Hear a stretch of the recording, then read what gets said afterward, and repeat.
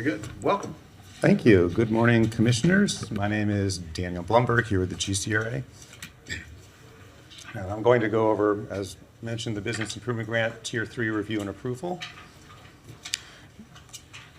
I could pause you for just a second there.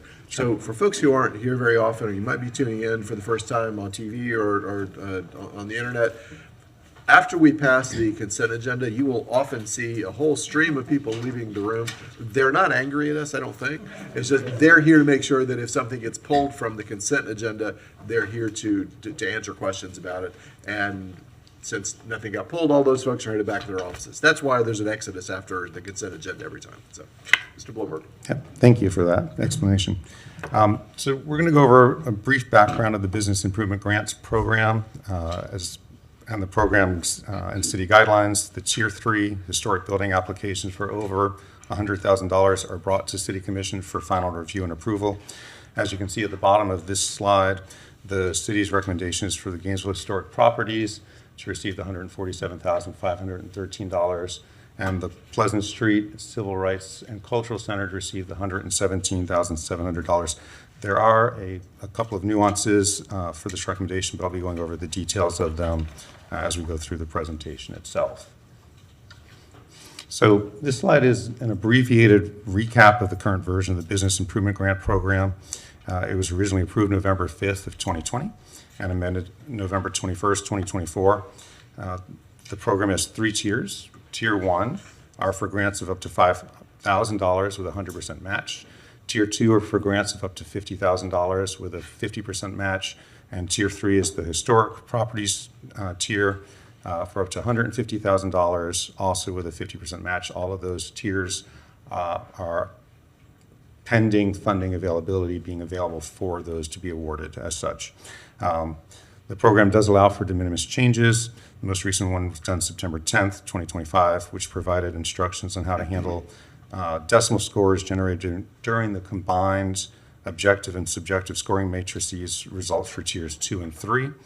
Namely, any decimals rounded up to the nearest whole number. And as we go through the presentation, you'll see where that's going to be applicable.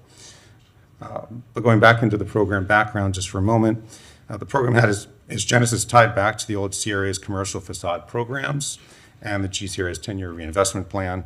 Part of the developments of our 10-year reinvestment plan included surveys that included historic, as well as history being among the top 3 most important things that needed to be considered for this program. And that is what laid the basis for the Tier 3 historic preservation grants that are available under this program.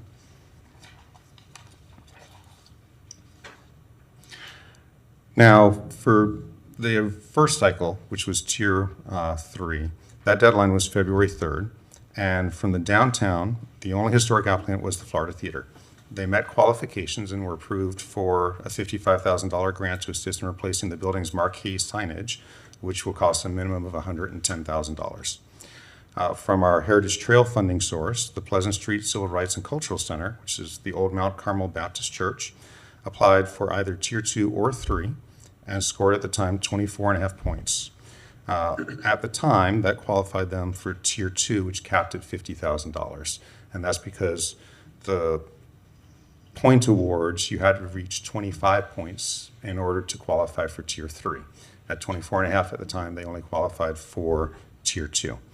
Due to the de minimis change of rounding any decimal scores to the next highest whole number implemented in mid-September, they are rescored to 25 points, which then qualifies them for the Tier 3 funding from that funding source. So this is one of the nuances that I want to talk about in some more detail. The Pleasant Street Civil Rights and Cultural Center, they were the sole applicant for Cycle 1 for the Heritage Trail funding allotment of the program. The funds were meant to assist buildings located along the Heritage Trail within the program's boundary. This funding source was a mirror of the existing program's funding, but used at the time unallocated Heritage Trail funds. At the time of their application, Cycle 1, again, they were unsure if they would have enough points to qualify for Tier 3, so they had checked the box to apply for both Tier 2 or 3, depending on how they had scored. And as I mentioned earlier, they had received 24.5 points, where 25 was needed for Tier 3. The score was more than enough to qualify them for the Tier 2 at the time. We, as the city, executed an agreement with them for the $50,000 for the Tier 2 grants. The program also has in place a lifetime cap per parcel of the maximum that the tier allows for, meaning if you receive in Tier 2 $50,000, $50,000 is the maximum that tier can provide you funding for, so you cannot seek any further funding.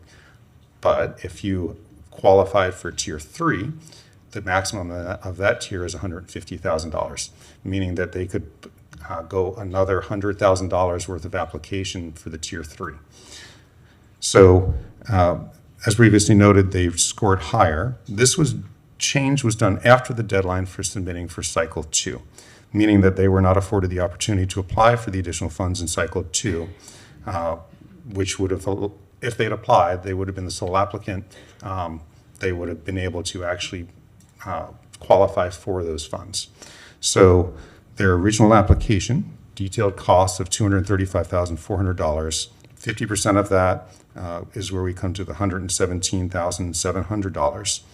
As part of the recommendation, the GCRA recommends, due to all of the above occurring, where they would have qualified for the full Tier 3 funding in Cycle 1, which was $82,500, and could have applied in Cycle 2 if the de minimis change had been made earlier for the additional $35,200 combined, the grant request would be $117,700. So the recommendation is basically to increase their current award from the $50,000 to the $117,700 based off of the cost that they've submitted under their original application, so that they would be able to qualify for those funds and be able to receive the Tier 3 funds for their renovations for the church.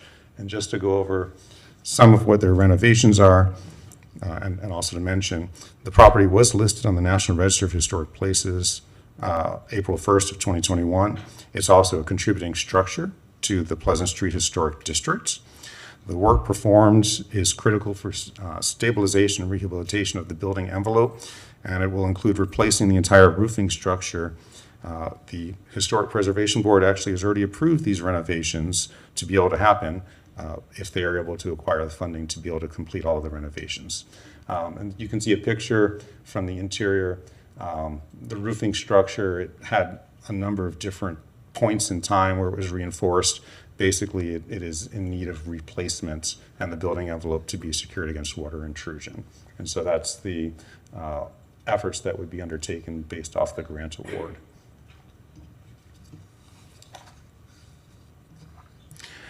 So the business improvement grant is shifting forward to Cycle 2 for downtown, and there were no Cycle 2 applications for the Heritage Trail component. So we're solely looking at downtown at this point. The total funding for the program was $330,000 for the year. That was split between 2 cycles.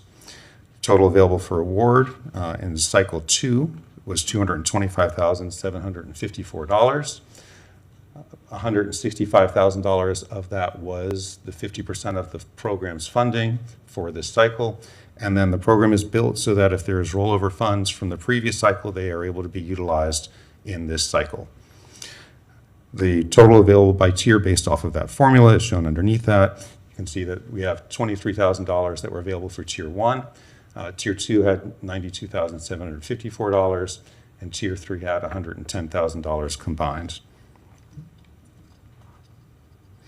And combined, just so we are aware at this time, that's a total, we have a total of $367,188 worth of funding requests, but there's only the $225,754 available for this cycle. So we have one award in Cycle 2 that was Tier 2. That's $50,000. There were no Tier 1 applications submitted this cycle.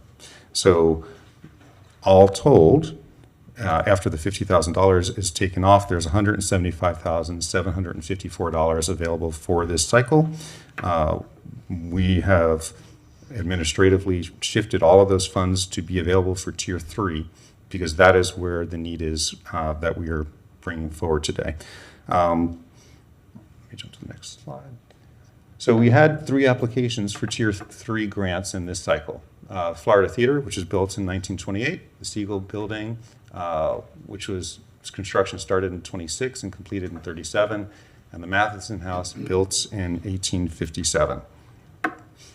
Now, typically we wouldn't bring all 3 of the applications for you to see unless they were all going to be getting the funds of over $100,000 for approval. We're bringing them because we did have a recommendation from our Downtown Advisory Board that we wanted to make sure that the City Commission saw and was able to understand, and we'll come to that in just a minute. So I am going to go through the same slides that we showed the Downtown Advisory Board concerning all 3 of these applications. The first one is for Florida Theater. Because of the cap of $150,000 on a property that is in the program, and they had received in cycle 1 $55,000, the maximum that they could receive in cycle 2 would be $95,000. Their planned improvements for what they had submitted would cost just shy of $200,000. The building is listed on the city's historic local register. That happened February 20th, 2025, and funds will be used to renovate the facade along University Avenue. Some key points for the renovations for the building. They are going to be used to renovate the electrical sign circuit, repairing cast elements, working on the storefront windows, working on the brickwork, lighting fixtures and waterproofing, working to bring the entry up to ADA standards. The work would be reviewed and approved by the Historic Preservation Board prior to commencement. And as I mentioned, the previous award, that was for grant funding to assist with the digital signs, as well as the pylon and permits and installation costs. Second grant application was from the Gainesville Historic Properties for the Siegel Building. The grant request is for $147,513. The planned improvements will cost a minimum of $295,000. It is listed on both the National Register of Historic Places as well as by the City of Gainesville. Fundings would be contribute towards ADA access, a new east entry to the building with matching precast stone to match the University Avenue elevation. And then we'll jump to the next slide. The outside air handler would be put in place. My understanding is there's not one currently, and basically it's to help bring in outside air and alleviate radon gas concerns inside the building. There would be a new entry for the front entry, and canopy would be highly visible, as well as to add additional exterior lighting on the 10th floor to unify the lighting for the building itself. And our third application was from the historic Matheson House. Their grant request would be for $74,675. The planned improvements would cost at a minimum just shy of $150,000. The proposed work is to stabilize the historic Matheson House. It would work, the work would be performed on essential structural repairs and accessibility improvements, including weather sealing, working on the building envelope repairs to the foundation, floor framing, and exterior doors and windows, as well as installation of an ADA compliant ramp at the front, which is the portion of the main entrance this way. The visitor experience would be the same for someone that was wheelchair accessible only. Currently, they do have an ADA access point. I believe it's at the back of the building, but that gives limited functionality to get into the remainder of the house to be able to see the exhibits. Now, this grant award, if awarded, would assist in bringing the museum back into service. It is currently closed. There's necessary, again, roof and building envelope repairs and plumbing repairs that must be addressed before the building can be reopened. As I said, the building is currently closed to the public, and there are no other grants available to assist at the state or local level for funding for the Matheson House to be able to even apply for at this time. They did provide data that showed that the house being operational supports 13 local jobs and provides just shy of $500,000 in household income for Gainesville residents. And they are, were hoping to be able to get the grant funds so that they could reopen the facility after the work was completed. Now, the program has scoring methodology built into it. The CRA staff at a Sunshine meeting does the objective scoring component. And as you can see here, the scoring component for Siegel Building was 27 from the staff, Florida Theater was 20, Matheson House was 21. Subjective scoring is scored by the Downtown Advisory Board. They have 6 questions and they rank them. Each board member can rank each question -2 to 2 points. And then all of those are aggregated to come up with what these final numbers are for the subjective scoring. The Siegel Building has scored 5 points, Florida Theater 10.7, Matheson House 5.6. And this gets into the de minimis change I mentioned earlier, where we had decimals, basically fractionals that were occurring from the scoring. And so composite scoring, Siegel Building was 32, Florida Theater 30.7, Matheson House 26.6. With that modification, the de minimis change, after rounding, the final scores, Siegel Building stayed the same at 32, Florida Theater 31, Matheson House 27. So the final ranking by the program methodology, Siegel Building came in first, Florida Theater came in second, and Matheson House came in third.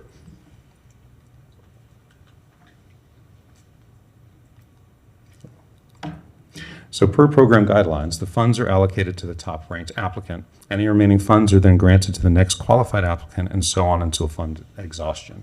What that looks like in this instance, the funding is available, the 175,754. The grant award is for the 147,000, the grant award recommendations for the 147,513 to the Siegel Building, 28,241 to Florida Theater, and there would be no remainder to be able to go to the Matheson House.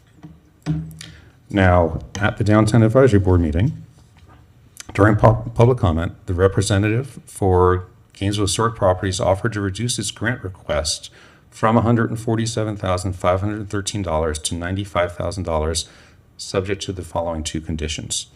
The remaining funding that would be left over at that point, $80,754, be split evenly between the Florida Theater and Matheson House, totaling $40,377 for each other applicant, and that general historic properties be allowed to apply for the $52,513 effectively shortfall that they would be giving up this cycle. That would be deferred until the next funding cycle with the same scoring as they achieved on the current application.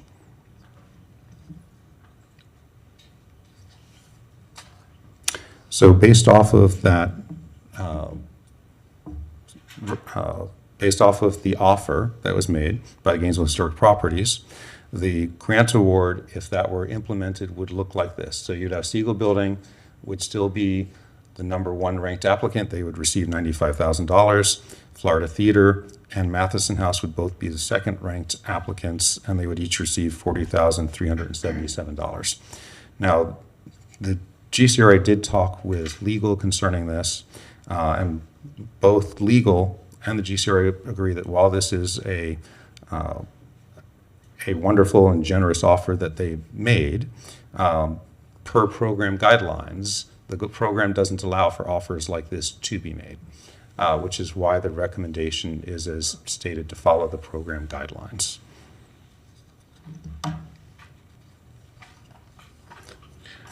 Now, all of that said, the Downtown Advisory Board's recommendation was to accept the offer that was made by Gainesville Historic Properties. And so their offer is, as I just went through earlier, and it's basically the same 2 points here for the Downtown Advisory Board's recommendation. So the recommendation is the City Commission approved the Business Improvement Grant Program grant funding for the following Tier 3 applicants: the Gainesville Historic Properties for the $147,513, and the Pleasant Street Civil Rights and Cultural Center for the $117,700. I do want to just quickly note on here, I don't need to get to the right slide. I'm going too far.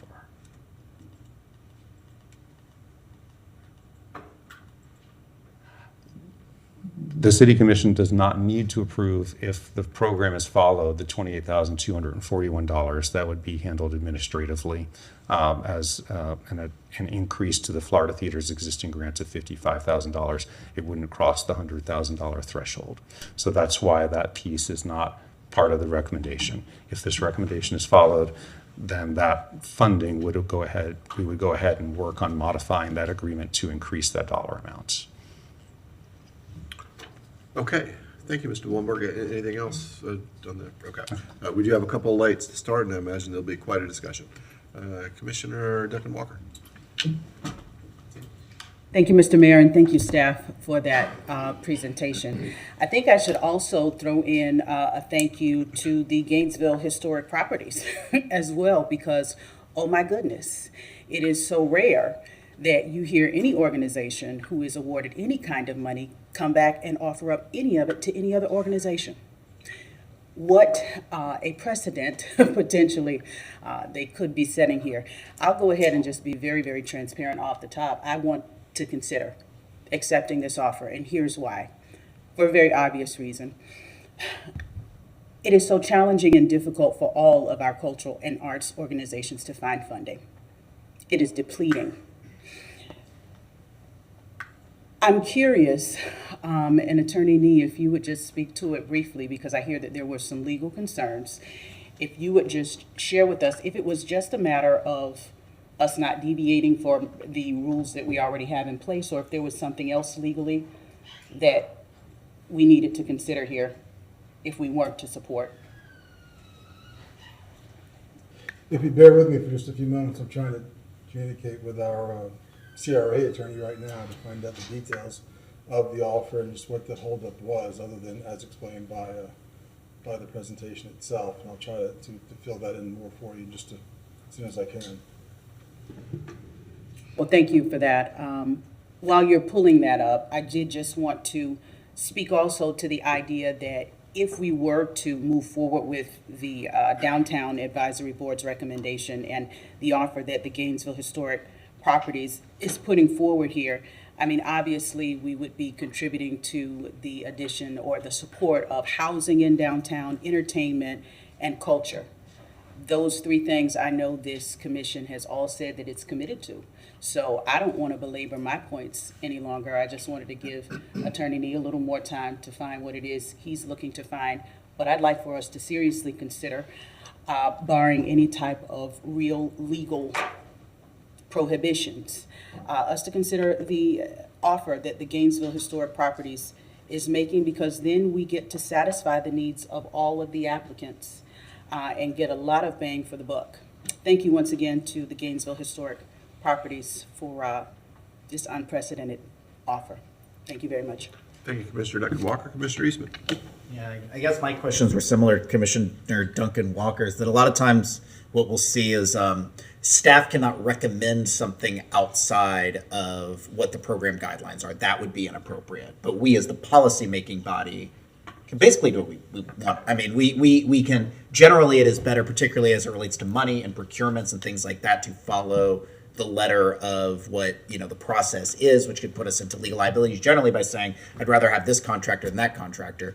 As you pointed out, Commissioner Duncan Walker, rarely do you have someone say, I got money, but I'm not sure if I want the money, and I'd rather spread it out to other folks, which doesn't, it seems to me, and I know that the attorney's getting clarity, but it seems to me that from what I read between the lines of is that you guys aren't recommending that because that goes outside the program guidelines. But I just want to make sure, similar to Duncan Walker, that we can go outside of the guidelines if we choose to as the policymaking body. And I guess that's what Attorney Nee is looking at now, so I can wait for that. Okay. Thank you, Mr. Mayor. Thank you, Commissioner Eastman. Commissioner Engel. I'm just going to say some stuff so that Attorney Nee has got a little more time. Filibuster, Commissioner. So, many times when you're in this situation, we were going to try and change the rules in the middle of this. It would end up hurting some applicants and helping other applicants, and I would be very hesitant to do something like that.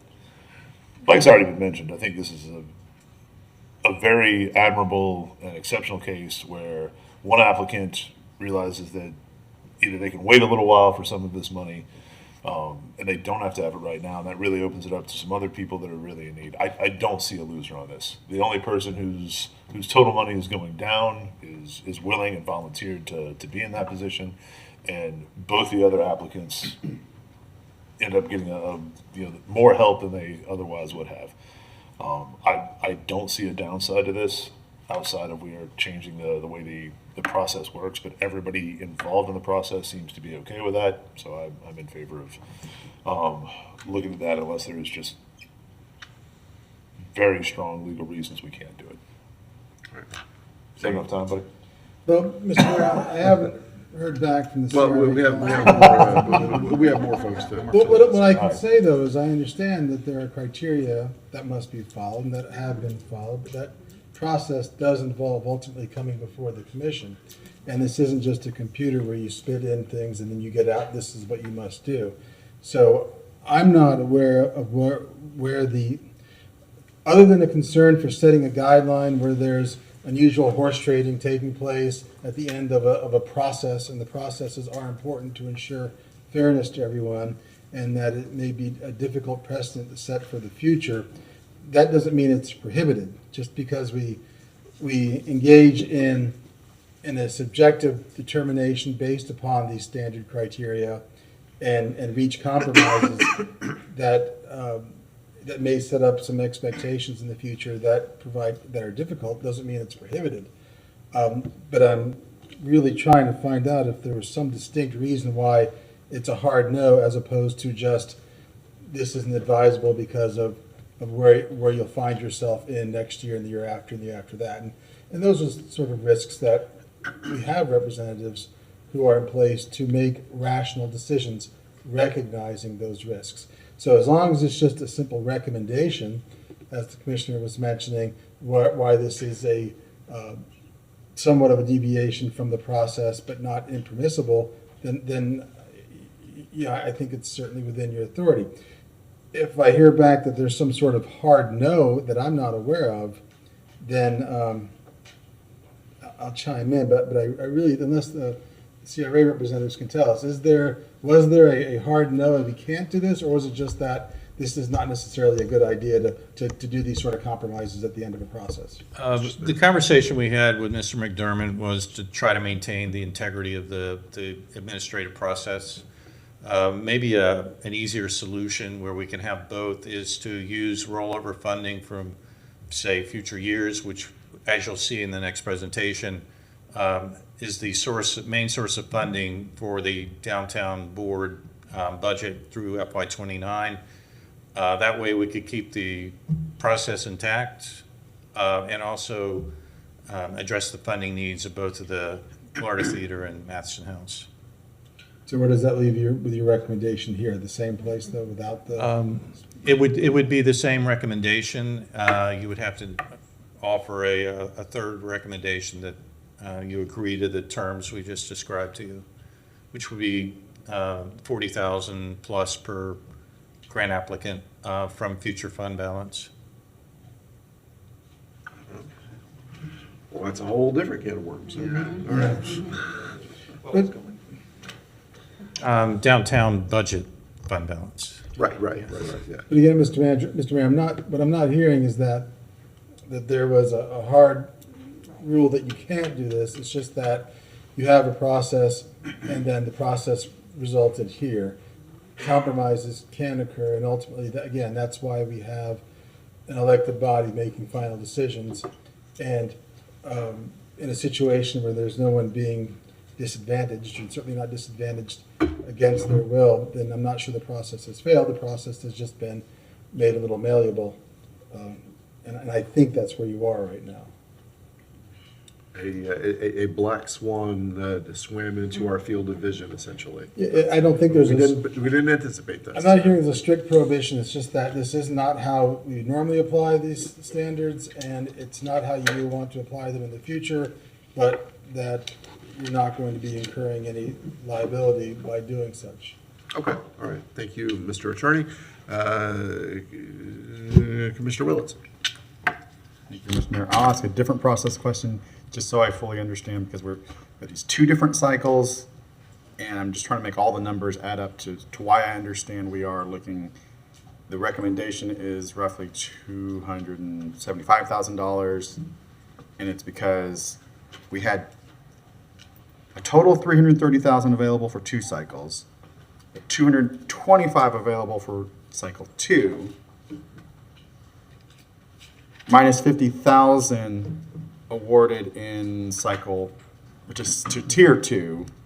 So can you just tell me again those numbers, because I want to make sure they all add up in my mind. Why the recommendation is for the. I'm trying to square the staff recommendation to the theoretical proposal. I just want to make sure my brain understands that, because the theoretical proposal adds up to 175,000, but we are talking about. So yeah, I'm just make sure I understand these numbers. Daniel Blumberg, GCRA staff. I'll just go through this for you. The program had available $330,000 at the start of the year for 2 cycles. That is split in half per cycle. So cycle 2, which is the cycle under consideration right now, that half is $165,000. We had the $60,754 worth of rollover. So that is what provided us a total of $225,754 available in this cycle.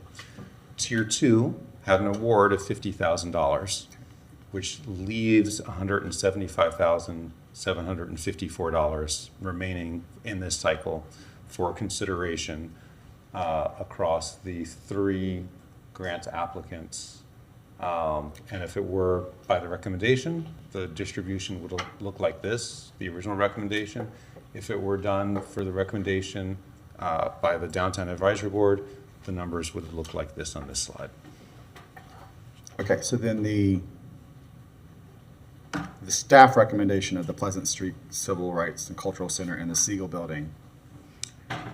The Pleasant Street Civil Rights Center, that was the sole applicant from Tier 1 for the Heritage Trail funding pool of funds. That's a separate pool of funds. They cannot be interspersed between the two. It's a separate program that funded those funds for that grant. So that one is effectively considered separately. It was the only applicant that we had for that funding source. We're just kind of voting on it together here. Yes, they're two, Okay. because any grant award of over $100,000 Right. requires, especially including the program requirements, to bring it to City Commission for approval. It had originally been approved for $50,000. This would see it increased to the $117,700. Okay, it's here because it's related. It is related under the program. Okay, got it. Okay, Yes. I think I fully understand. And now the 147 does not equal the 175 because we have to approve the 147,000. The extra 28 does not necessarily have to be approved by us because it is below the 100. Yes. I think I have my answer. I will say, the idea of the split is interesting because it kind of hits lots of different pieces of Matheson House being more like kind of purely historical, Florida Theater being historical and entertainment, but really a potential future use, something that's very underutilized now that we're hoping future use. Siegel Building is something that already has economic and some housing, right? Some housing right now, but it's the long-term viability of the building and how it fits in. So I like it. It's elegant, but I lean more towards following the guidelines laid out.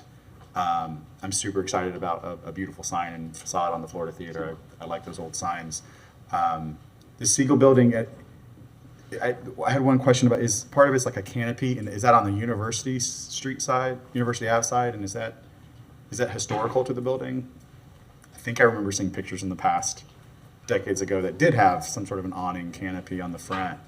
I'm going to invite John up here to answer that specific question. I know it would be a new upgraded canopy. I can't answer for sure if it was previous to that. Welcome, Mr. Fleming.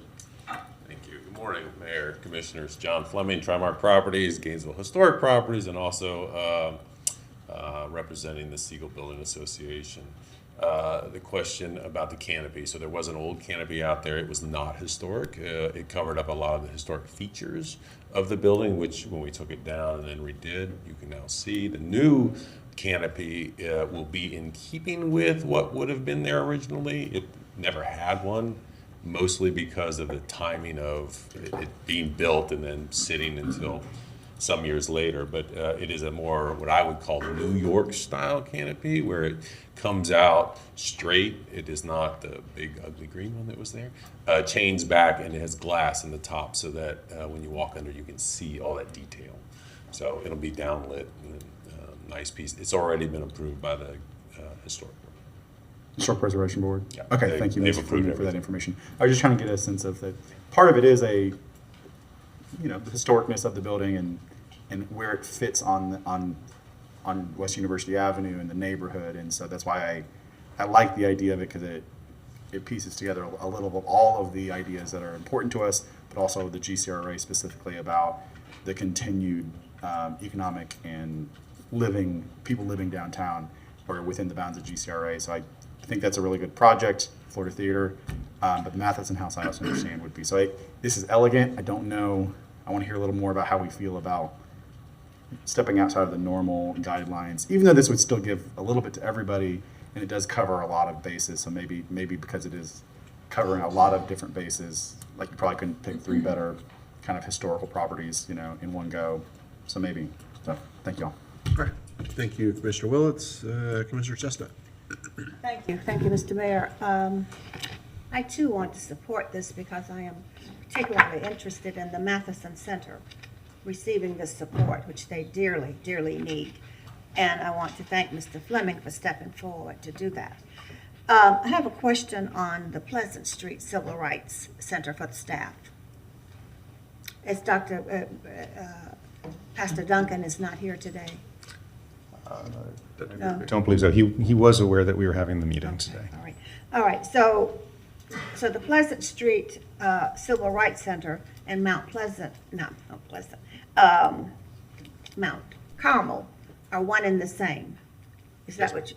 Yes, the old Mount Carmel. And so how long has it been the Civil Rights Center? Do you know? I don't have an answer for you on that. Okay.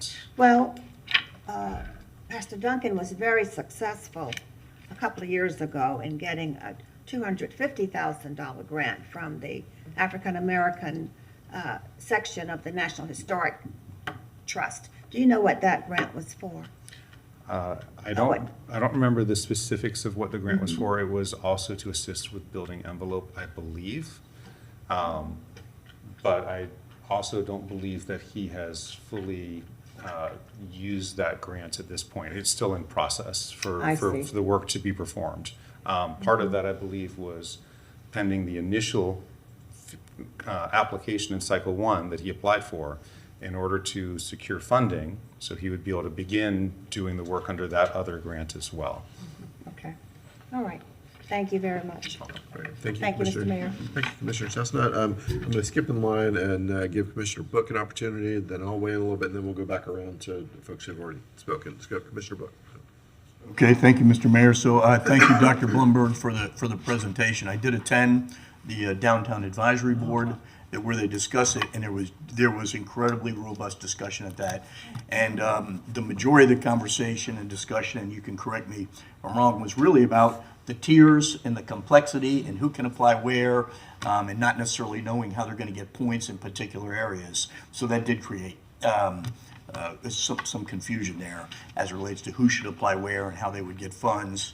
And then you had Mr. Fleming step up and say, we're willing to defer some of our funds so that basically more applicants can get funding. And I do like that.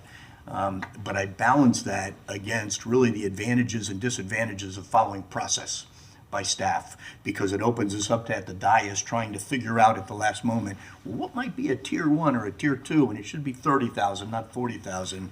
And I think that puts us in difficult ground going forward. People say when you make exceptions, and we'll always be making exceptions. So I like the recommendation of the GCRA, and yet I think what came forward from the applicants was really tremendous.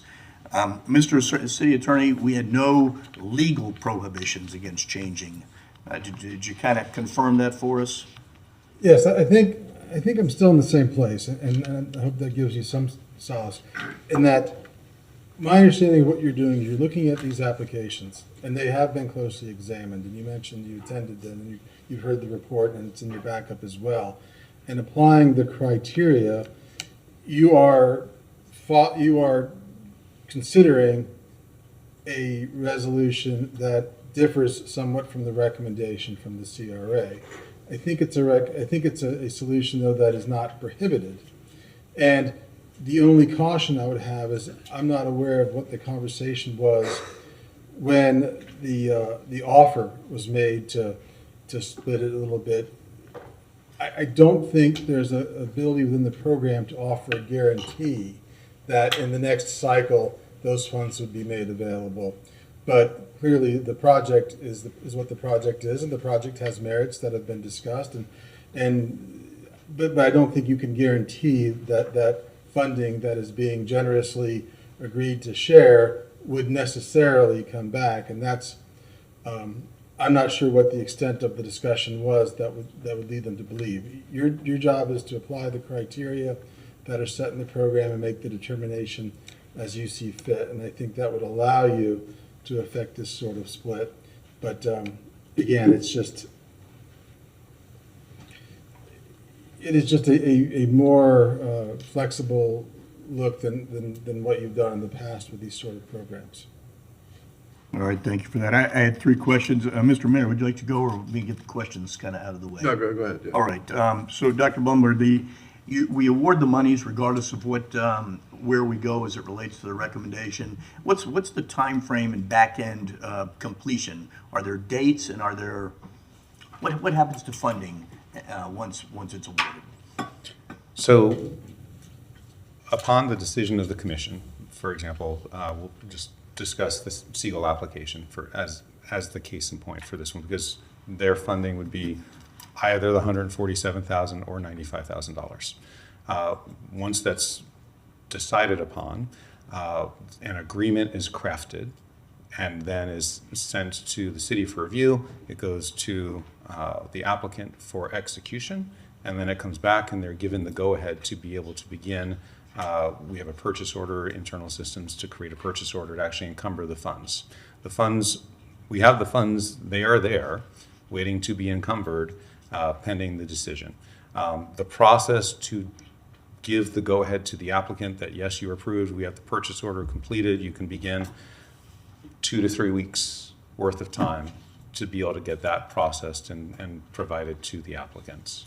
All right, so that's time frame for start. I was kind of listening carefully to my colleagues, and I hear Commissioner Cheston. I think what she was alluding to is, so what happens to existing funds? So for us, we award the funds, we get a completed contract. Is there a time frame for completion? I know this contract is on reimbursement, correct? It is. So they must provide us, so that's a good thing. So- They must provide us the receipts, the work, the completion, and then the encumbered funds would be released to them. How much time do they have to do that? 18 months. 18 months to complete. The business improvement grant programs, again, they have to complete the work, they have to provide the receipts.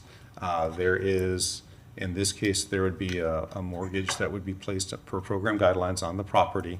It is a mortgage that they don't have to pay anything unless they break the terms of the agreement. The agreement is they keep in place the improvements that are made for the time frame of the mortgage. It's a self-expiring mortgage, so after the time frame passes, the mortgage goes away. And that's to protect the investment from the city and our community and the properties themselves.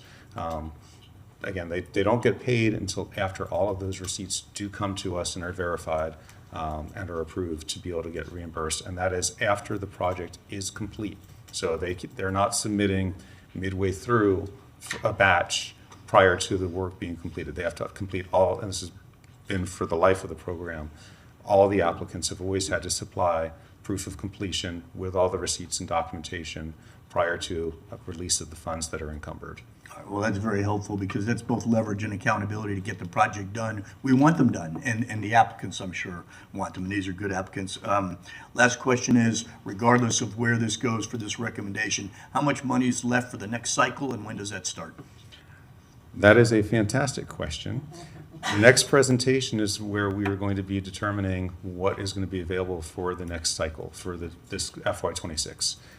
So that is going to be part of the Downtown Advisory Board's recommended budget. I'll just give you a quick precursor on that. If approved at the next presentation shortly, the Business Improvement Grant Program would have a total of $350,681 pending any revisions to that dollar amount for the entire year. That would be divided in half for cycle 1 and then cycle 2 for the program. All right, thank you. So, Mr. Mayor, for me, I think this is going to be a tough one because it's whether we amend existing policy, or follow staff, and there's advantages in both cases. But I think I'll kind of wait till I hear from some of the people that are probably going to speak to give us more contextual information, at least for where I would weigh in, because I'm just not sure. It's pretty close. So thank you for allowing me to go. Okay, thank you, Mr. Book. First, let me say that how excited I am to have all of these applicants before us, including the Pleasant Street Civil Rights and Cultural Center, the old Mount Carmel Church. It's exciting to be able to move that forward and, hopefully get us closer to reopening that in better condition than it's been in probably my lifetime. So I'm very, very excited to see that moving forward. And I don't think there's probably any dissension on that one. I think that moves forward. The other piece, let me start off by saying thank you, Mr. Fleming, and your organization. I think that's emblematic of Gainesville. That is, we know, not just in a soft-hearted kind of way, but we know that it's an ecosystem. The downtown succeeds or downtown fails. Pieces of downtown don't succeed or fail. And we roll all of this together and help it support each other. We all see it succeed and rise together. So thank you for that at the outset. Mr. Blumberg, what was the total request, remind us please, of the Florida Theater and the Matheson? So the Florida Theater total requests was at a minimum the work performed would be $197,617. The maximum that they could be awarded, because they've already been awarded $55,000 previously, because of the cap of the Tier 3 limit, $150,000, would be $95,000 for the maximum. Okay. For what they would be able to receive lifetime under the program as it currently exists. The Matheson's requests, minimum $149,350. The grant request is for $74,675. That's 50% of the minimum work performed. Okay. So thank you for that. So to the Matheson and Florida Theater, we use the phrase a lot, a minimum of. How reasonable do we think it is to perform the work that you all have in mind, the scope of the work for what you've estimated here? And, Julie, you want to come tell us first? I mean, I know it's asking a lot, but just, what do you think? Sure, yeah. Julie DeCarmine, here on behalf of the Florida Theater. So can you repeat the question for me? So we use the phrase on all of this funding as, I want to get it right, a minimum of X dollars. Is that a reasonable amount to complete what you're trying to complete, or is that That's the super amount conservative? that we got based on the estimates. Okay. But the goal is to really redo the facade Right. in order to apply for the National Registry. Gotcha. We did apply, the theater was rejected, but it was a very encouraging letter, and they basically said, once you complete the restoration to the outside, we would gladly consider the application. Excellent. Okay. All right. Thank you. John? Same question. Same answer. Okay. But I'll also clarify, I'll leave it up to Sal to But I believe that amount was based on some preliminary estimates we've been getting for things like roofing, foundation repair, et cetera. But that's just part of what we're going to have to do for this project overall. So when it says minimum, that really is a minimum, so, in our case. Okay, thank you. All right, thank you, Mr. Carmine and Mr. Barrow. What I'm hearing from the attorney's office and from staff is that, from staff, you can't really recommend outside the policy we've given you, and the attorney's recommendation is don't back off your own policies, don't make a habit of backing off your own policies, don't set a precedent. And you aren't necessarily talking about that. You're just applying the criteria, it sounds like, and coming to a slightly different conclusion Yes. than the CRA did. So it's not a matter of changing the policy. It's applying the policy, not in an arbitrary way, but Differently. in a way that uses the criteria with all the data that's been provided to you. Okay, very good. So, Commissioner Willets, I hear what you're saying about and Commissioner Duncan Walker, the different uses of the buildings. Florida Theater, in addition to providing entertainment, when it's complete, particularly the facade, it then sparks other things up and down University Avenue. That block, as it currently exists, is classic CRA slum and blight. And it is what CRAs were, that were not a CRA, it's the GCRA, I recognize it's not exactly that, but the whole point of a CRA is to help erase and improve slum and blight. And this is that, this action does that. Whatever we fund for that, particularly if we can get it up to the right amount, it allows conditions to improve so that other people might want to invest private dollars, not only in that property, but in surrounding properties. So I like where that goes. I am 100% supportive of at least taking Gainesville Historic Properties offer and recommendation, but I would go, I was intrigued by Mr. Smith's mention that we could potentially, in effect, borrow against future years. I would like to fully fund all three. That would be my preference, but it's just my preference. At the very least, though, I want to take the offer from Gainesville Historic Properties, but I would like to get everybody funded to get these things moving as quickly as possible. So, Commissioner Duncan Walker. Thank you, Mr. Mayor. I really, I like that a whole lot. I don't want to talk too much longer. I really want to hear from the public. I was actually going to kind of defer my comments until the end, and I'd like to put a motion on the floor at that time. Okay. All right. Commissioner Engel.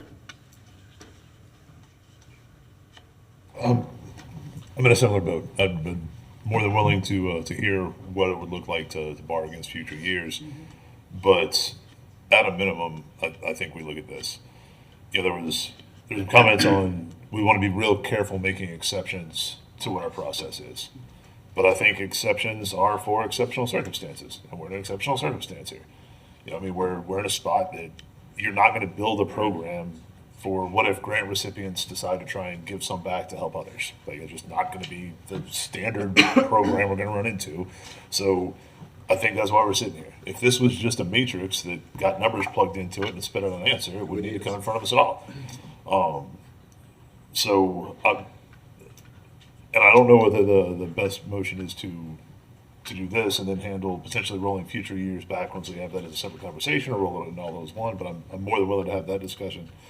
One other question that got brought up that I did want to address was make sure I understand what Gainesville Historic Properties was expecting kind of return for this, and their only real ask was that they were allowed to apply next year, and that the score they got was carried over. That's all they're asking for, is to just be able to step back into this pool again next year. And if that's all I'm asking, it seems like a pretty small ask. So I'm in a comfortable position doing at minimum the plan boards, or the recommendation to kind of take that offer and split it between the other applicants. if it makes sense to borrow against future years, I'm more than willing to look at that as well. That's kind of where I am. Thank you, Commissioner Eagle and Commissioner Eastman. Yeah, thank you. Yeah, I guess I was going, I think the Downtown Advisory Board's recommendation makes a lot of sense. And I'm happy to hear, what future years look like. I'll say, we're very generous with, when you look at our tier system, if you're a private business, the maximum is like $5,000 for the tier 1 and then $50,000 for the tier 2. $150,000 is a very generous amount of money that is specifically for historic properties. And I don't know what it means exactly to take that and then fully back fund the rest of these going into future years without going through a similar process. There's only X amount of historic properties in the downtown area. Future funding, or within the GCRA area, future funding years will probably look very similar to this one anyway, but it would be, but if you're borrowing now against, we've had conversations about potentially, you have, Mr. Mayor, about how do we get folks into vacant properties that are in the downtown area. We've talked about being creative with our GCRA funds to make sure that we are filling those in. We also have to, there's a lot of changes that'll be happening in downtown in the next couple of years as it relates to the county moving into their new courthouse building and them exiting some of their current buildings. I just don't know what that looks like for future years. But I get, originally my plan, Joe and I hit my button was just to say that I think that as it relates to process, I don't believe that we set the scoring criteria that was here. I believe that came from, that was the Downtown Advisory Board, right? If I recall correctly, that set the scoring criteria, or is this a longstanding scoring criteria? So Daniel Blumberg, again, GCR staff. So the scoring criteria is set via the program. Okay. I'll jump back to the slide that has the scoring on it. The staff does the objective scoring, and that's Right. the first row on this sheet. And then the Downtown Advisory Board members, as an aggregate score, provide scoring for their section, which is the subjective scoring Right. components. Right.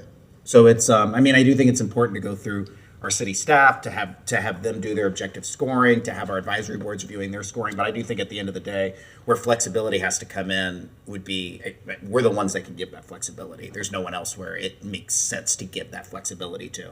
And we just have to be able to look our residents in the eyes and defend why we have decided to go outside of standard processes. But if you're so process focused all the time that you don't do what makes common sense, that's another thing that government gets hit on every once in a while is we're just so focused on going down this one road that we can't figure out how to get outside of there. But it does sound like my fellow commissioners are comfortable with the idea of allowing flexibility and a bit of common sense on this one. But I would want to hear about what it means to borrow against future years, because it's, that is a, that could have impacts. I think it's easy now to say, oh, let's just, this is just funny money in the future, but it is money in the future, right? And so I'm comfortable with the Downtown Advisory Board recommendation into that, but I don't know how I feel at the moment about anything beyond that. Mr. Mayor, Rick Smith, GCRA, you will be getting a better idea of the financial picture in the coming presentation.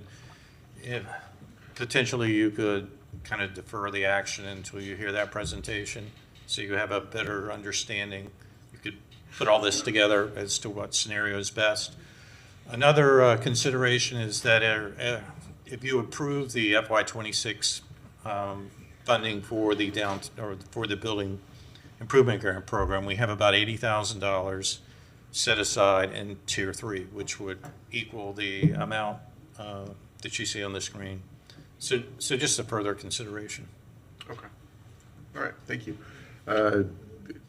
Commissioner Chestnut, then I'll make a comment on that, and then we'll go to the public. So. I'm a bit concerned about borrowing against future years. We may have totally new applicants next year, and I don't want those people to be deprived of the opportunity to apply. Because there are several in the Pleasant Street Historic District that would probably want to apply for funds. So when you make your next presentation, if you could talk about what borrowing against future years would look like, I'd like to hear that. Otherwise, I would just support what you have on the board today with the recommendation from Mr. Fleming. Thank you. Mr. Chestnut. So, to be clear, this will continue to be separate from the Pleasant Street funding, correct? That this is a separate bucket? Okay, so they won't impact each other. Okay, Commissioner Book, do you want to quickly? Okay. All right, so let's think about, while we're hearing from the public also, whether or not we want to, after we hear from the public, get the next presentation so we have a full grasp of what we might need, how we can approach this. Okay. Commissioner Book. Oh, I'm sorry, yeah, let's go to the public. Madam Clerk. Mr. Mayor, we have Robert Mounts. Welcome, Mr. Bounce.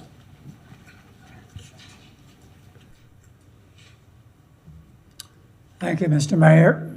I'm Robert Mounts, and I'm here as a former board member of the Matheson, serving since 2017, and ended early this year after serving 3 years as president of the board. And John Barrow will be our principal spokesman. He's our current president, and hopefully for a couple more years. I really appreciate the comments from Commissioner Duncan Walker, but the Boy Scout in me and the honest lawyer will acknowledge that I recruited her to be on our board. And to my understanding, she's still on our board, although not always able to attend. So she may not be able to vote on this, but I certainly appreciate the comments and the support. The other thing is that I was present at the Downtown Advisory Board discussion. There was considerable angst about the restrictions on them, and particularly from immediate past chair Linda McGurn, who I don't think is here today, but she was concerned that their hands were being tied too much by the rules. And I also would want to point out, though, that after John Fleming's wonderful offer, which we in no way participated in, we were shocked when we heard it, the board's vote was unanimous. You know, it was such a generous offer, and one that we sincerely appreciate. The other thing I would point out is that the Matheson's difficulty now in this current political climate with grant funding is severe, perhaps in part because we have a strong diversity statement in our mission. We've had a strong record of addressing topics that are uncomfortable, and we, have had. When we started on the board, we had this long, big display about the Johns Committee, coming and persecuting homosexuals at the University of Florida. We're on all of those topics all of the time. And we also supported the Florida Theater very strongly, Jeffrey Meldon did, when he sponsored the Great Southern Music Hall exhibit, which was up for a year, cost for a lot of money. And that exhibit, by the way, came down intact. It's rolled up. And it's stored, we understand, somewhere at the Cade, possibly for use in the new Florida Theater building in the lobby. And just all of John Moran's photographs were preserved in that way. So all three of these projects are wonderful. All three deserve your support. To do anything else would be extraordinarily bureaucratic, and I would even say mean-spirited. Thank you. Thank you, Mr. Bounce. John Barrow. Welcome, Commissioner. John Barrow, president of the Matheson History Museum. Thank you for the opportunity to speak.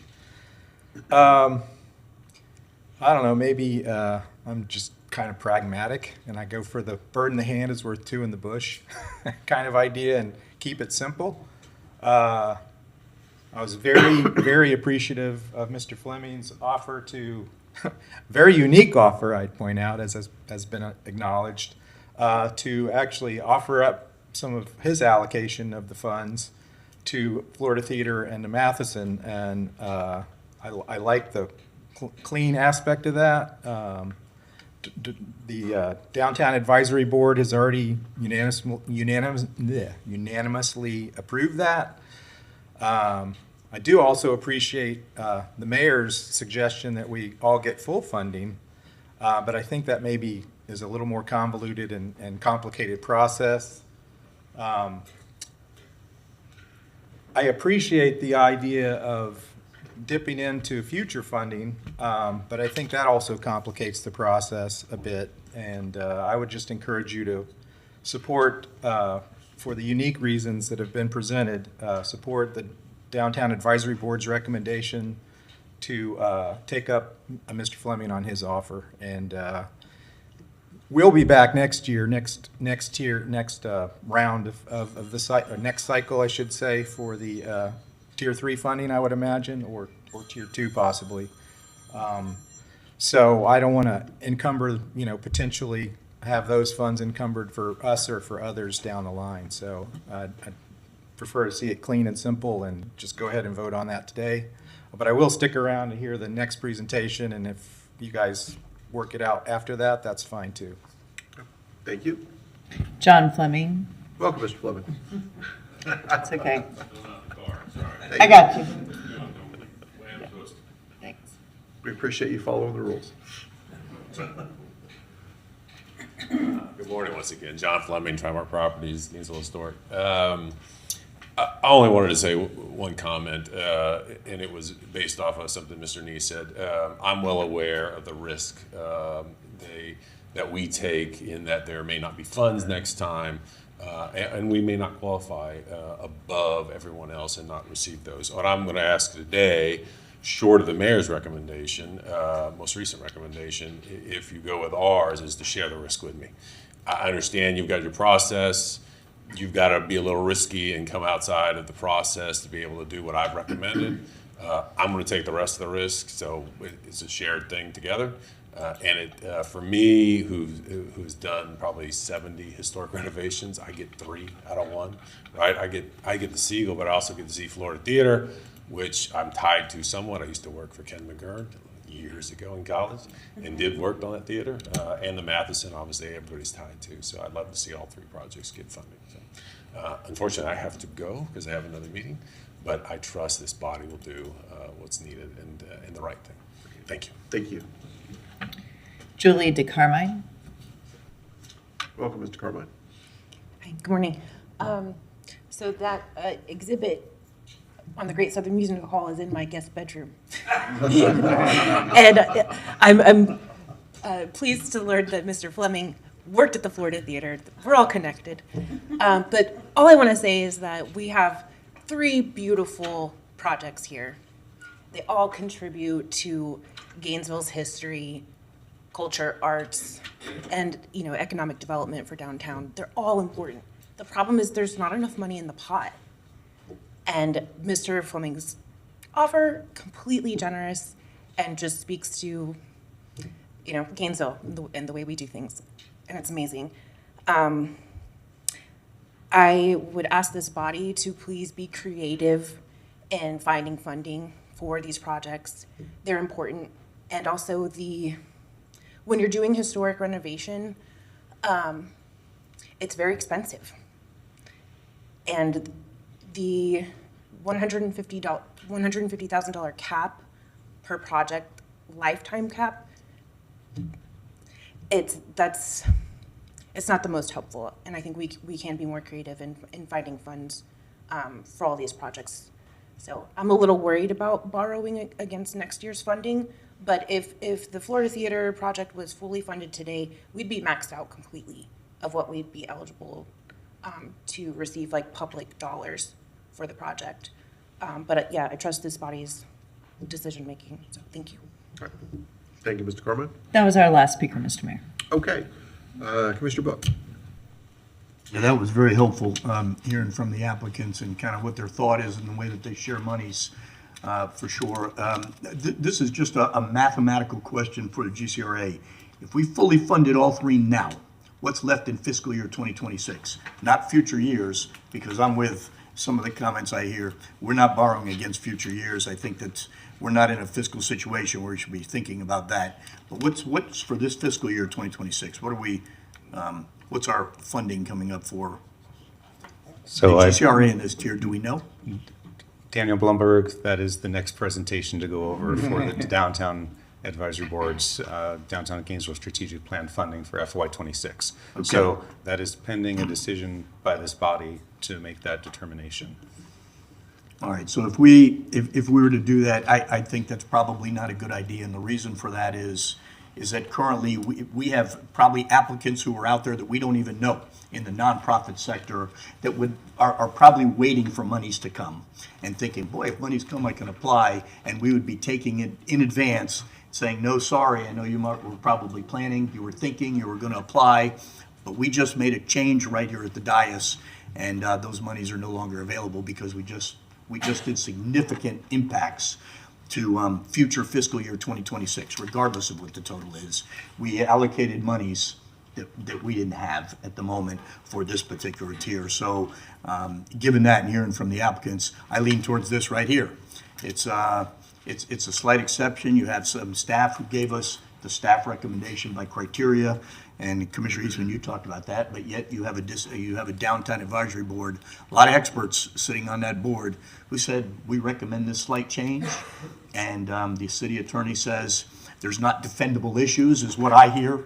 In other words, there's not legal issues for us making a slight allocation change, and so Commissioner Duncan Walker, I hope perhaps your motion moves in this direction. What we're seeing here, I do favor that. I do wonder from the GCRA, separate and distinct from this, should we be on the, following this and following your presentation on funding, should we be making a motion of some sort to change criteria or allow more flexibility in criteria in this arena, including what you said, Mr. Director, rollover funding? Is that something you'd like to see from us? Or would be helpful for the GCRA in the next cycle? I do think there is some room to improve any program in any process. I do like the idea of having objective criteria that help prioritize the bulk of the weight that we apply to each application. It gets outside of the qualitative aspect. I think what you're doing here is within your realm of responsibility. We really can't depart from those standards. I don't think you want us to. So as long as we adhere to that and we allow you to do what's within your purview and we do in our purview, I think the process is working. Thank you for that, Director. Just for the one applicant for the Matheson, you all indicated what you need is a minimum to basically reopen, I think is what I was hearing is. What happens if you get this? What can you share with us about time frame for reopening? Because that's a center that we need open. And I mean, I've been in many events. So what does that look like if this occurred? Good afternoon, Sal Camella, Executive Director of the Matheson. So yes, right now we are closed. This award would help us complete the stabilization process to get the center reopened. There is more work that needs to be done. It's a 170-year-old house. So we do look to a future of doing a number of other things inside the house. But this is the minimum we need to get that center reopened and stable for the public to be in it and be having our programming back inside the house. So $75,000 is the minimum to reopen. One of the options listed here is $40,000, which gets you roughly halfway there.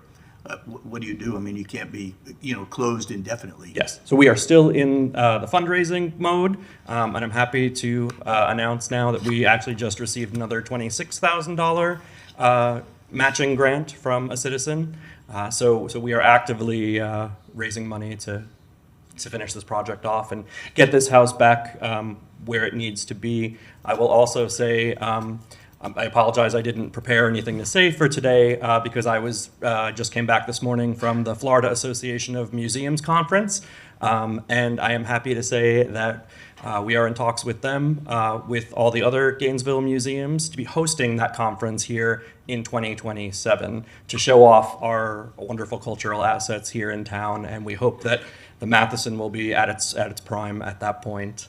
So we're very happy about that and showing off what we have here in Gainesville. So if there was a motion that was made by Commissioner Duncan Walker and it was this or more, you would basically be 9,000 short of what you totally need to reopen in some some fashion based on what you just told us. Yep.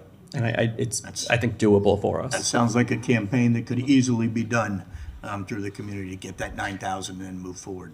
All right, thank you. Thank you, Mr. Mayor. I look forward to the motion from Commissioner Duncan. Yeah, so I was just asked to make sure we clarify, this is just the house portion of the museum. The museum itself is, the exhibit hall is still open, but the house is a major component of our No, museum. I reckon, I knew that. I mean, you're talking about two different pieces Yeah. of a larger project. No, I understood. Thank you. Yeah, thank But you Thank all. you for providing that, so some folks who may not understand that. So, thank you very much. Thank you, Commissioner Book.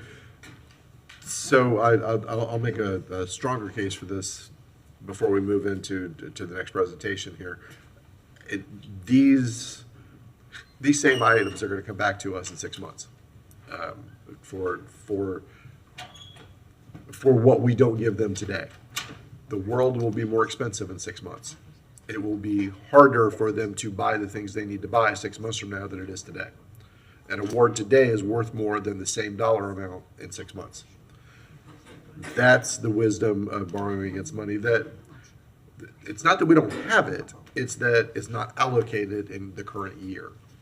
So let's make sure that we think about it in that regard.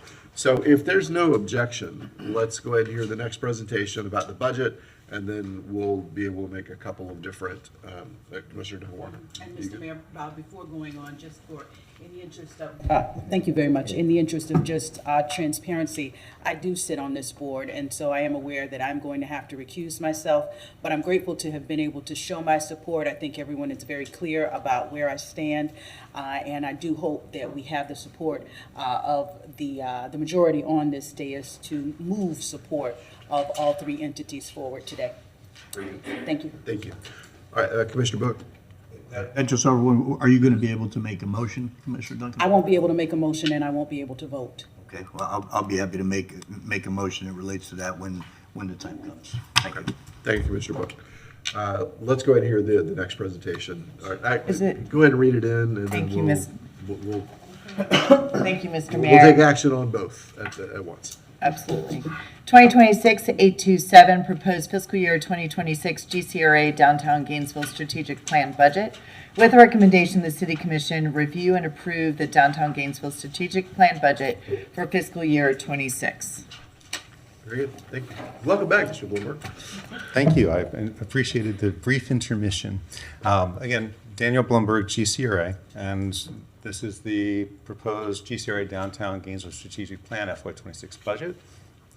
So this overview slide shows our available funding for downtown. I'm just going to take a moment to go through and explain it.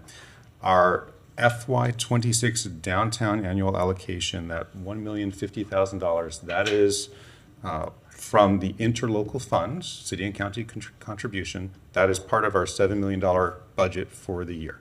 So that money is new money from FY26. That is the downtown annual allocation for this fiscal year. Now, we have rollover funds for the downtown strategic plan of just over $3.8 million. We have rollover remaining downtown TIF funds of $782,000. So the total rollover funds is just shy of $4.6 million. The total FY26 interlocal allocation towards this program is just over the $1 million. Combined, that's $5.6 million. Now, this slide shows the FY26 funding sources for our initial proposal for our FY26 operating budget. And you'll see at the top, we have our total GCRA sources of just over $2 million. That's $1,050,000. I mentioned the FY26 interlocal component. Part of the GCRA rollover utilization of just over $950,000 to get to that top line $2 million budget for this FY26. The contractually obligated downtown operating uses, we have downtown ambassadors, just shy of $743,000. Grace Marketplace beds at $350,000. The downtown public works contractor at just over $335,000, as well as a downtown garage rental, and that is space that the downtown ambassadors use as basically their headquarters for their work that they're performing. Our recommendation for, and this went to the Downtown Advisory Board, and we'll get to that component in just a moment, for the discretionary downtown operating uses is the balance of the $556,704 remaining after the contractually obligated uses are taken out. The recommendation was for $342,204 for business improvement grants. For city managed events, $10,000. The downtown events grant program, $103,000. The marketing and promotion of downtown, $51,500. And the downtown website creation, hosting, and update, $50,000.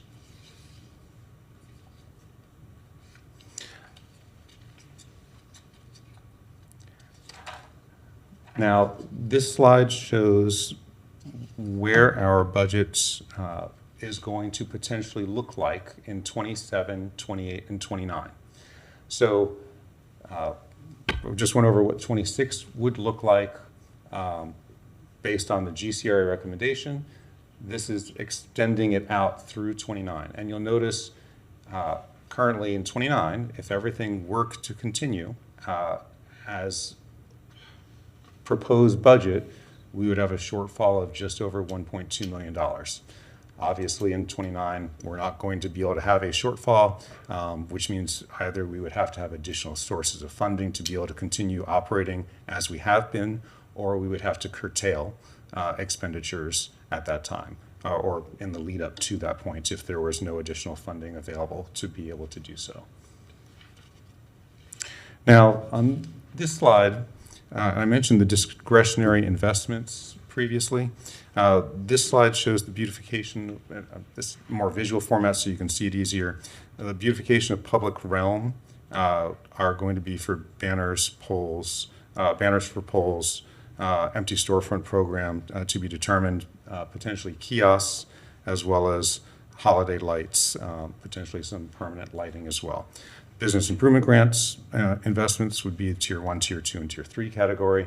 Downtown event support are for city managed events, as well as the downtown event grant program for tier 1 and tier 2 events.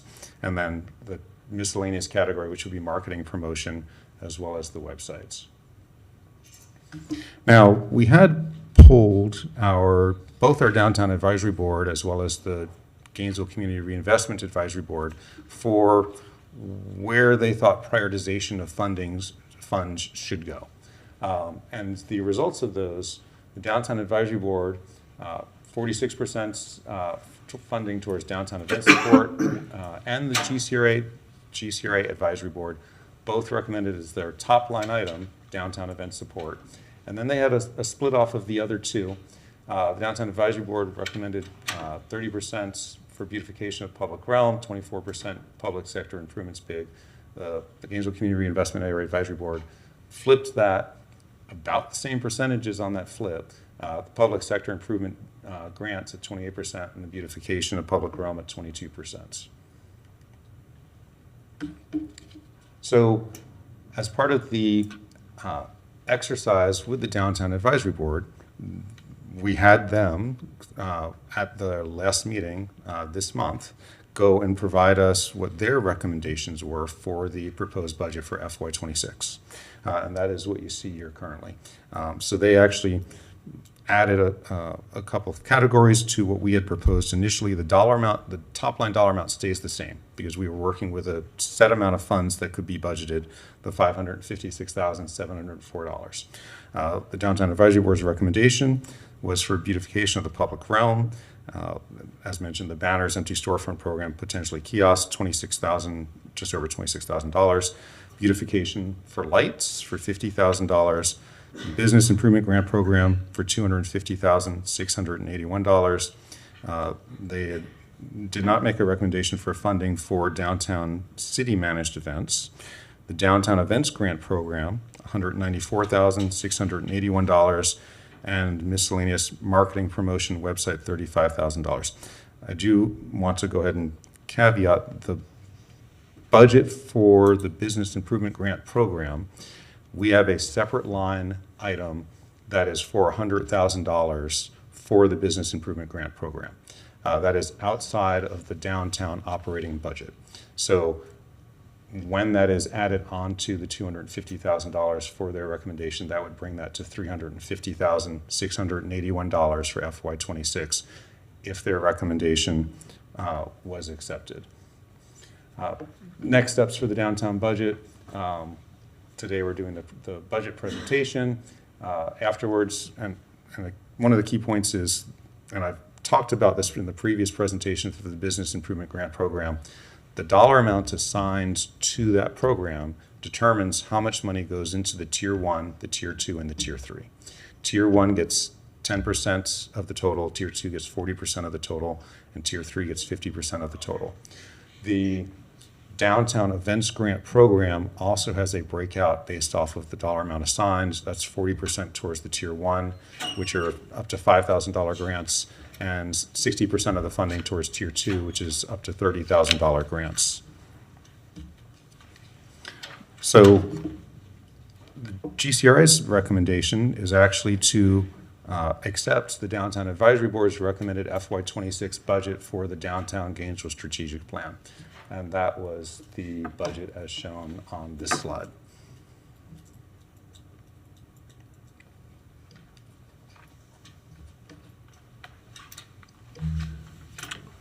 Okay. You're good? Okay, very good. All right, Commissioner Engel. You sat down too quick, buddy. Just a quick question. How long has the Business Improvement Grant program been in effect? How long has it been in effect? Yeah, like how long we've been doing this? So we had a precursor to the program prior to us becoming the GCRA, which was in 2019. There were commercial facade improvement grant programs for all 4 of our districts previous to us becoming the GCRA. It was reactivated as a consolidated program in 2020.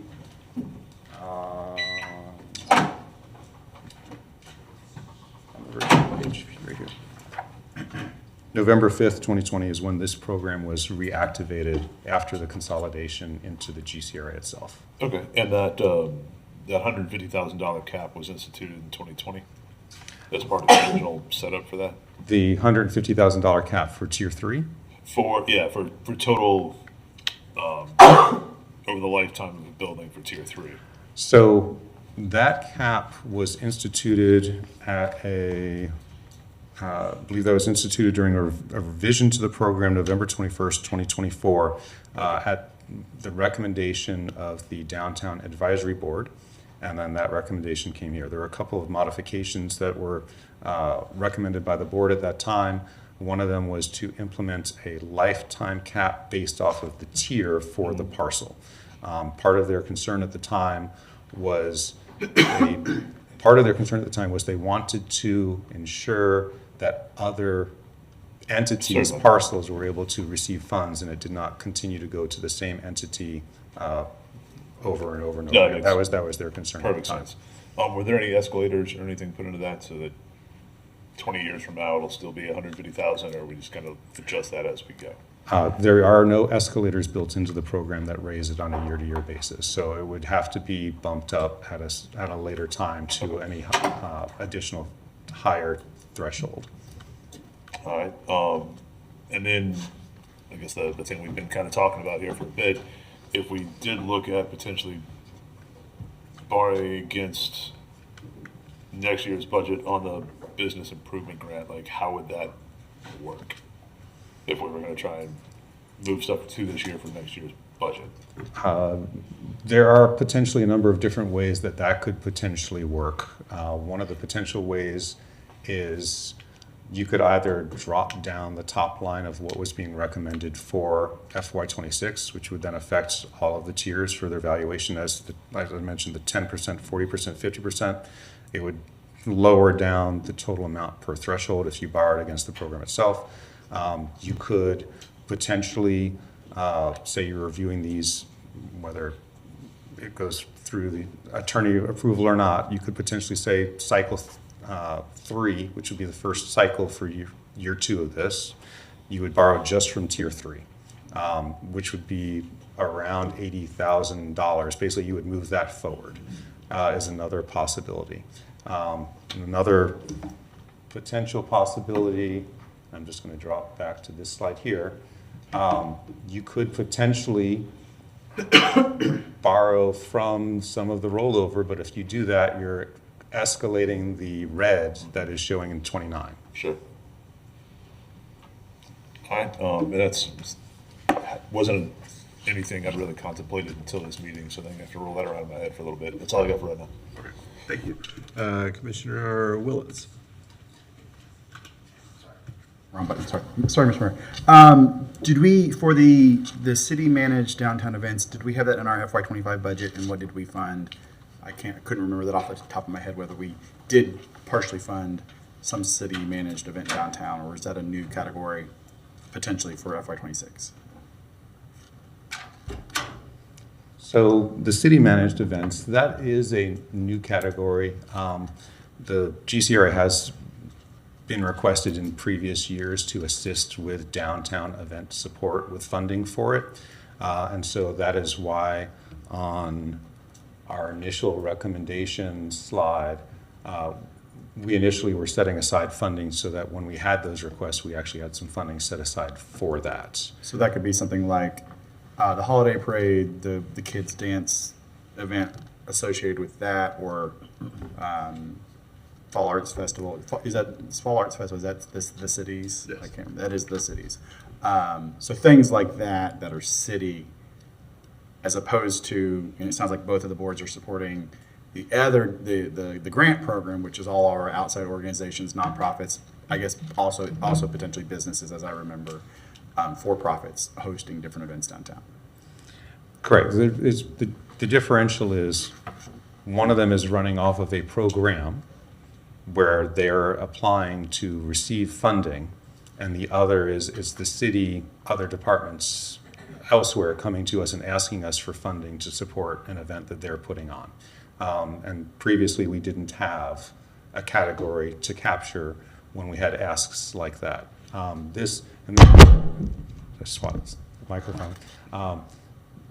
That was discussed at the Downtown Advisory Board meeting, and the budget that they proposed did zero that line item out. Okay.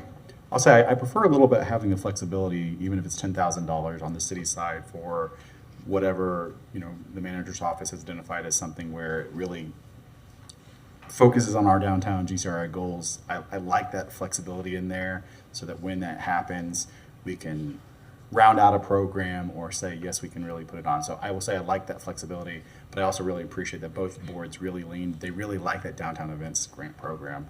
And I think we've seen some success with that in the past. And into the future, when we have a streetery, I also see, I can imagine that's another space that people would use those events grant program to really program that space. So I look forward to that. And I will still listen to the idea of the borrowing to the future. I'm a little skeptical, but I'm open. Thank you, Mr. Mayor. Thank you, Commissioner Willets. Commissioner Book. Yeah, I think in, seeing the budget and kind of separating these two things so we don't, overly complicate matters with line items on our GCRA budget, I think we're probably best suited to take the path that all the applicants are interested in. And it came to us very unusually, as Commissioner Duncan Walker said. Here's an applicant who said, I will take less money so that more can benefit. And that's rare.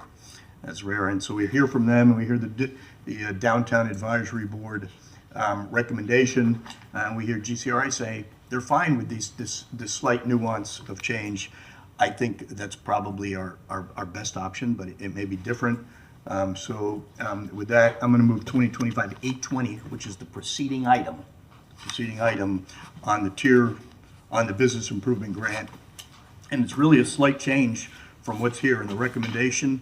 If you look under the City Commission approved the business improvement grant funding for the applicants as recommended by the Downtown Advisory Board. So if you want to put that slide up, we'll know what that is. It's on the preceding presentation.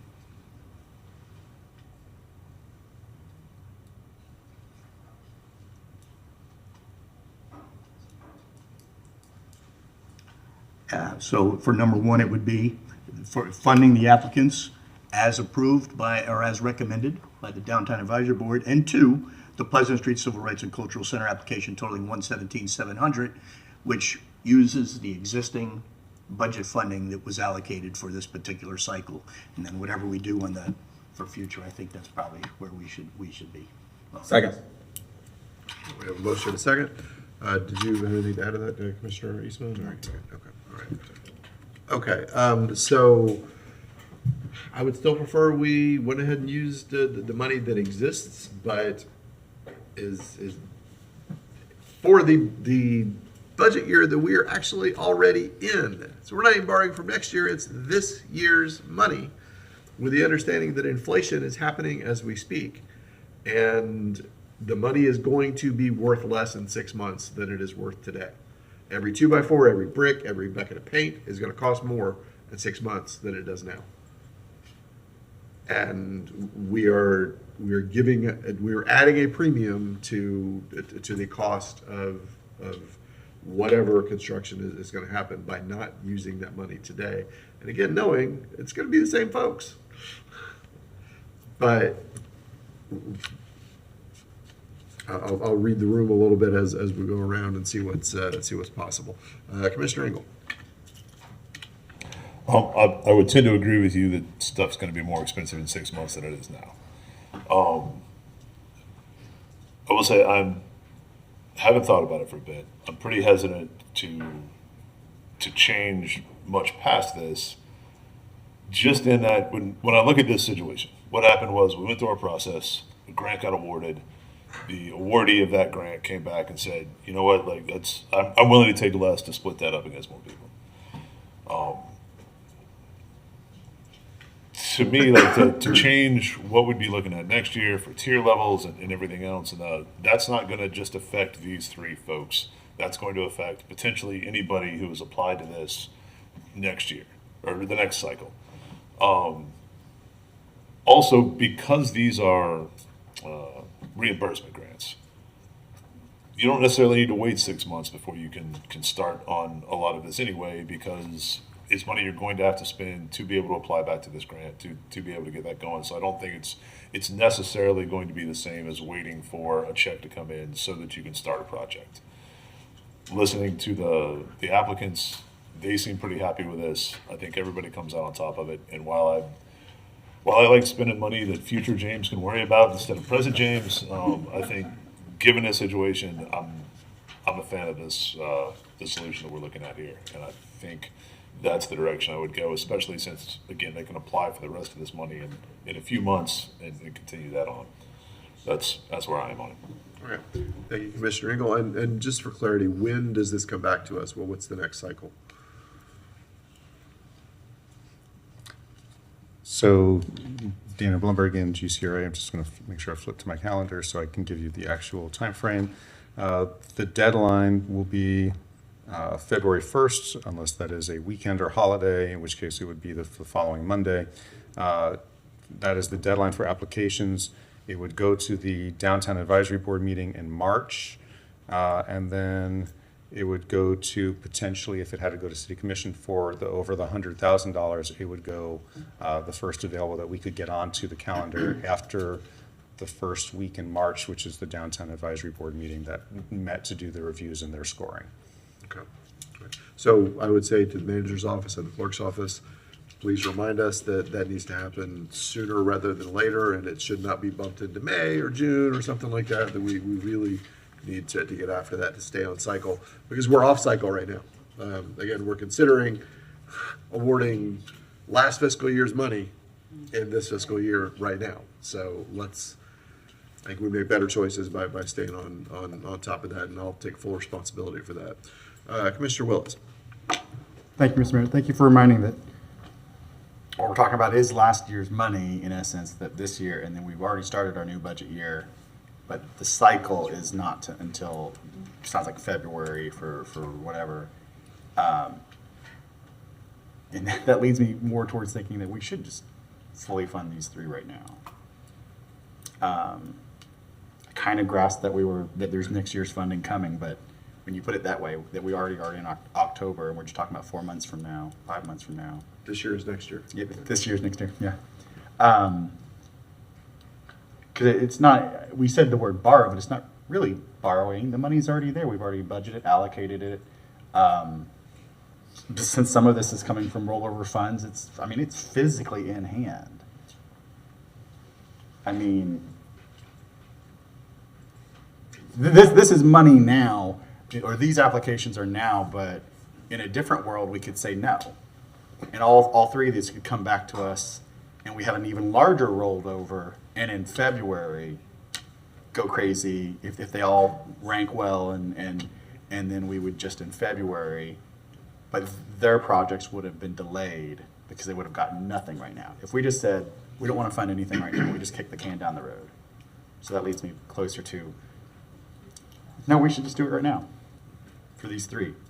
Unless people's feelings is we should, that we want to look at smaller or more diverse applications in the future. So I don't know, I think I'm there with you now that it is this year. It's this year. Right. And just by chance, whatever cycle we set up previously didn't line as closely to budget cycle as opposed to just, I don't remember how we picked that cycle. All right, that's where I'm at. Thank you. All right, thank you. Is there any public comment on this, Madam Clerk? Not on this one, no. Okay. All right, so we have a motion on the table.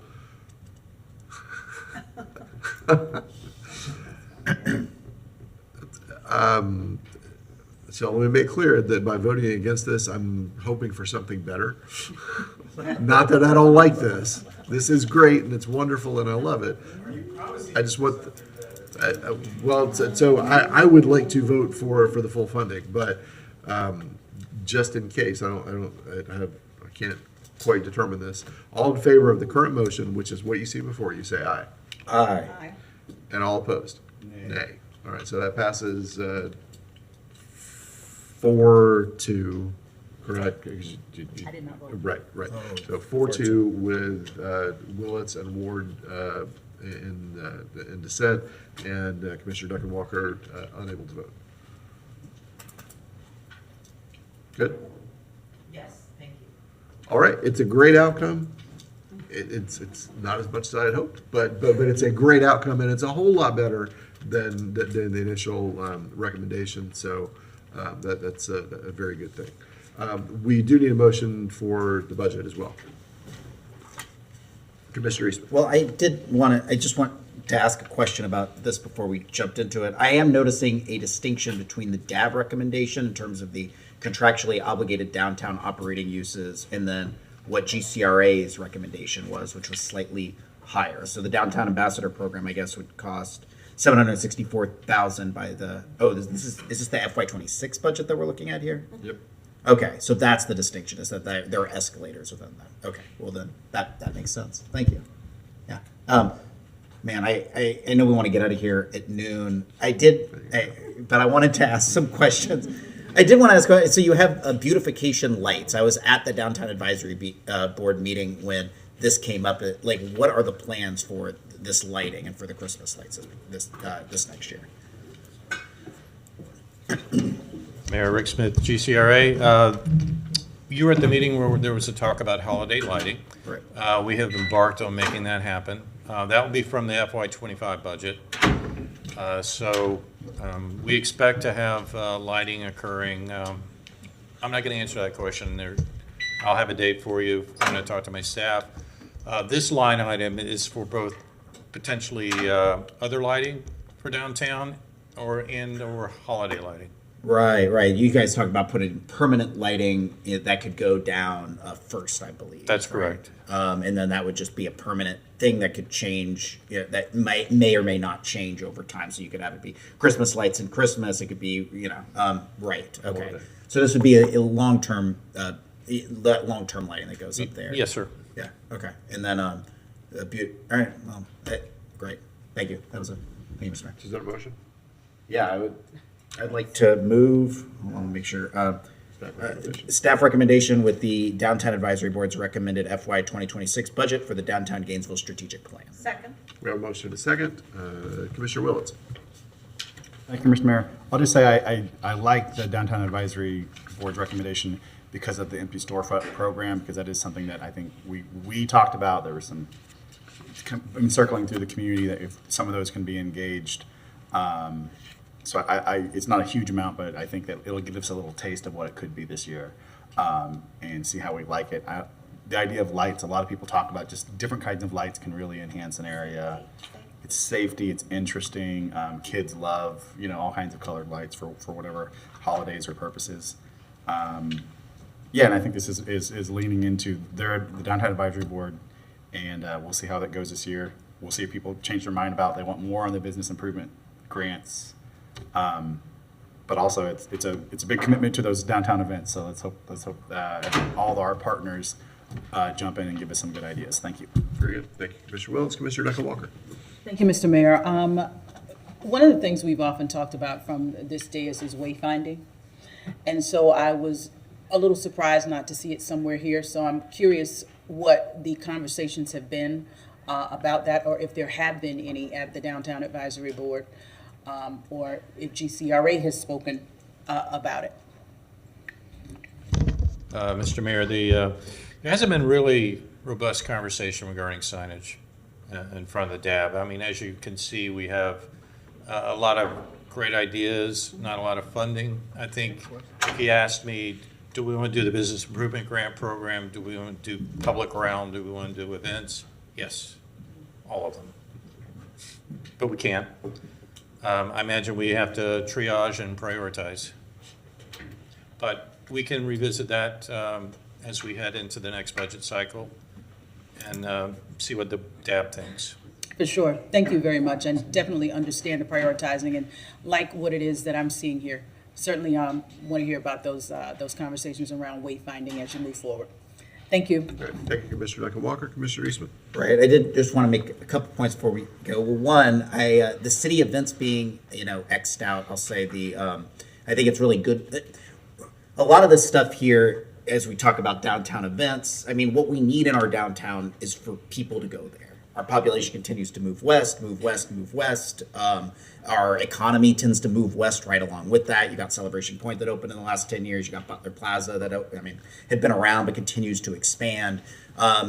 As people move further from downtown, you need a reason to draw them in. And I think having events makes a lot of sense. That's, I think, why the downtown business owners like it. It is more than just having a Christmas parade in downtown or having, some free Fridays. It is about people are there, then they go and they shop, and they go and they hang out, and they are in downtown. So I think the event program makes a lot of sense. I think supporting city events, it stinks that it is taken out of this. I'll say that I went to that fall festival, which was sponsored by Comfort Temp, I believe it was. And I like seeing our Parks and Recreation staff trying to. These are great events they're putting on. Free Friday is a great event. The more we can get the private sector to say that they want to support these events and say that they're willing to put in their own money to have their name up there, that means more events in downtown, less burden on the taxpayers. That's awesome. I love seeing park staff really pull that out of Bo Diddley, which I think that was completely funded privately, if I recall right. So that is, hopefully, I'd like to see our city continue to move forward in that direction. For the signs and the beautification, there's certain things that sometimes when I look around, you get blind to the things that you see in downtown. Like we have that the old Gainesville sign that comes in on South Main that I've seen 1,000 times and never really think twice about the fact that it's covered in moss and mostly wiped out at this point. But folks that aren't from downtown Gainesville or might be coming in for a football game, they'll notice stuff like that. There's the old clock out here. I was looking at that the other day, and there's all this water damage on the old stuff that I think that was from the 1980s as well. I mean, I think some of the, as we're talking about wayfinding and signage, just kind of doing the small little changes that still keep the charm there, but, replace some of the old dusty stuff that a lot of us that go downtown a lot probably don't even think twice about when we go down there, but folks that aren't here notice when they come down, I think is useful as well. I don't know entirely what we're looking at for the banners and the kiosks and some of the beautification of the public realm. I think some of that stuff really does matter, and the empty storefront program I think is exciting. I think this is a good step, and it is important just for the economic development and growth of the entire downtown. It's focused on rejuvenating old spaces and getting people downtown, which are the two things that we need. That's all I have, Mr. Mayor. Thank you. Thank you, Commissioner Eastman. And I just for staff to be prepared, expect me to talk a lot about wayfinding over the next year or so, because I'll use the analogy I've used before. We are very much a and this is not good, we are a secret handshake community. There's all kinds of cool stuff. If you know the secret handshake and you know how to get the information, you shouldn't have to. We should make it real obvious where the cool stuff is, and we don't. We have signs that are left over from 25 years ago. And they seem new to those of us who have been here for 25 years, remember when the signs went up, but they're not new. And we've talked about it. We need to really start focusing on that. So be prepared. I'm going to talk a lot about that in the coming year. Commissioner Book. Yeah, thank you, Mr. Mayor. So the, both the preceding item and this item is really a lot of good work. And like the director said, we'll do as much as we can with what we have, and we'll kind of spread the wealth, and I like that. And when you say the term wayfinding, I get so excited because I hear a CPTED term, which for those who don't know is crime prevention through environmental design.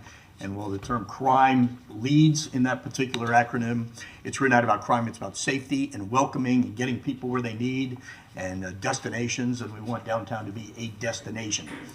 There's other good destinations in the county, but this is the one we're most responsible for, so I appreciate that, and I'm just glad you mentioned it. I was very excited to hear that CPTED term being used. Very good. All right. So I don't see any other lights. All in favor, please say aye. Aye. Any opposed? All right, that passes unanimously with Commissioner Chester.